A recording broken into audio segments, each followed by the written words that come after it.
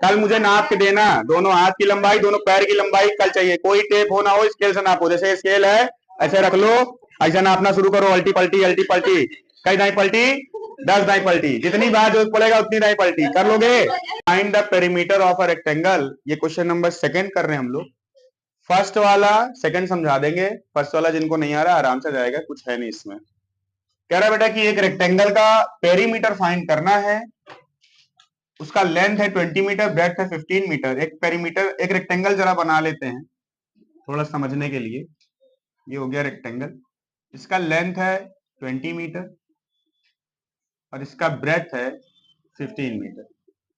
Rectangle को length को बेटा L और ब्रेड्थ को B से डिनोट कर दिया। अब ये समझो बेटा, पेरीमीटर का फॉर्मूला किसी भी डायग्राम में, पेरीमीटर का फॉर्मूला होता है सम ऑफ ऑल साइड्स।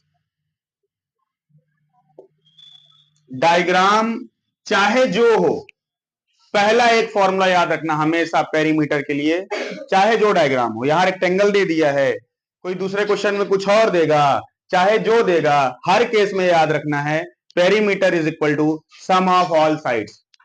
जितने भी ऑब्जेक्ट जिसमें साइड होता है, जैसे ये बॉक्स इसमें साइड है, ये डस्टर इसमें साइड है, पेरीमीटर नापना होगा तो सारी साइड इसकी नाप लेंगे, पेरीमीटर क्लियर हो जाएगा।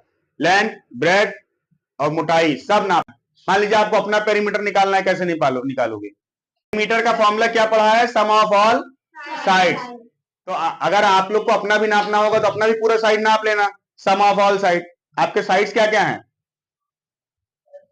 हाथ और पैर। तो आपका पेरीमीटर क्या बना? किसी इंसान का पेरीमीटर नापना होगा, क्या बनेगा? सम ऑफ ऑल हाथ पैर, सम ऑफ ऑल, तो सम ऑफ ऑल हाथ पैर, ये होगा इंसानों का पेरीमीटर। समझ रहे?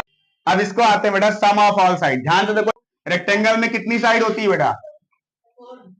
4। Very good. मान लो इधर से नापना शुरू किया, यहां पे है लंबाई, फिर आएंगे प्लस, ये क्या है? ब्रेड।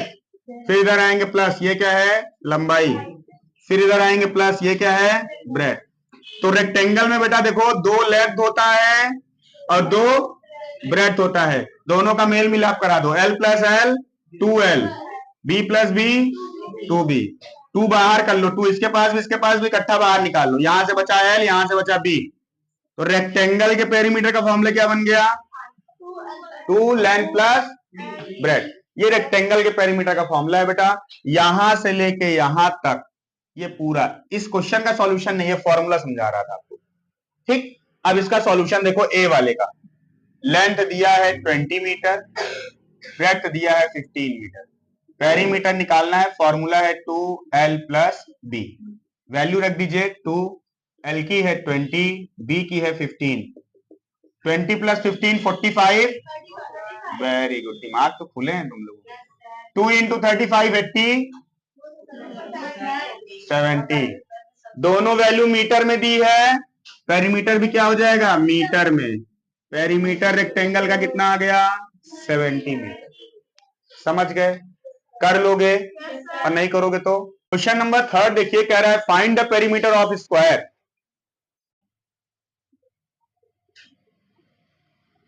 स्क्वायर की 4 साइड, 4 के चारों, मान लो एक को ए लिख दिया तो चारों ए हो जाएंगे, क्योंकि चारों साइड बराबर होती बेटा। तो स्क्वायर का पेरीमीटर का फॉर्मूला होता है, सबका फॉर्मूला वही, सम ऑफ ऑल साइड्स। और आप लोगों का फॉर्मूला, सारी साइड ऐड कर दो, ए प्लस ए प्लस ए। ठीक है कि और लिखें? ठीक है। तो स्क्वायर का पेरीमीटर कितना आ गया बेटा? ए कितनी बार है? तो 4A। ये हो गया स्क्वायर के पेरीमीटर का फॉर्मूला। तो ए वाले का सॉल्यूशन करेंगे। इसमें साइड दिया है 3 मीटर बेटा, यहां सॉल्यूशन कर दे रहे हैं। देखो, पेरीमीटर है फॉर्मूला 4 इन ए, तो 4 इंटू ए की वैल्यू कितनी है क्वेश्चन में? 3 मीटर। 4 3 जा 12 मीटर। तो क्वेश्चन नंबर 3 के ए का आंसर आ गया 12 मीटर। इसी के साथ आप लोग काम भर की बहुत सी चीजें समझ गए।